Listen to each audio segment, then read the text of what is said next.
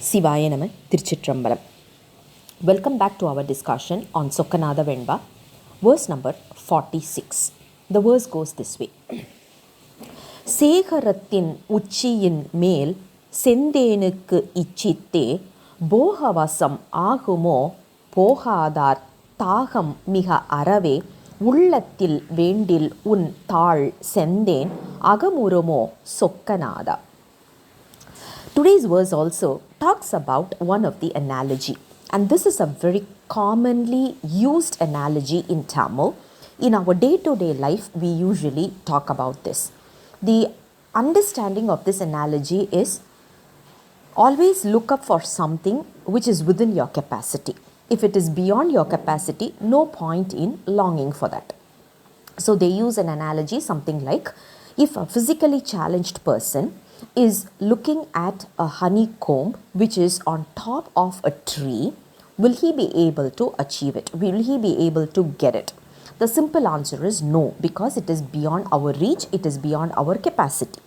That is the same thing we are going to talk about in verse number 46. So, the highest possible tree, there is a honeycomb. The honeycomb is nothing but Lord Shiva's lotus feet. How should we get up there? We need to know, first is to climb the tree. Second is, how do we protect ourselves from the bees, honeybees?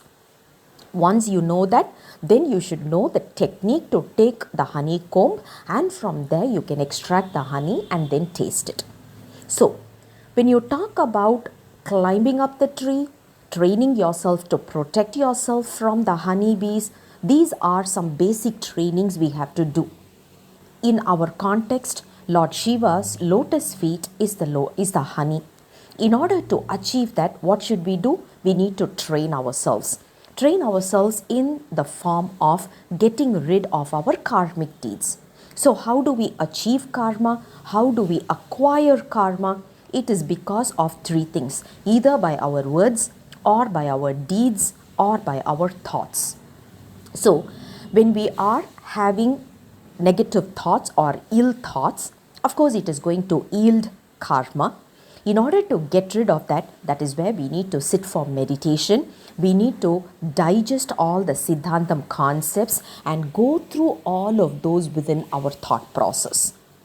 Whatever karmic deeds we have done through our body and whatever we have acquired through this body, the physical deeds, we need to get rid of this by doing certain services, physical services to Lord Shiva.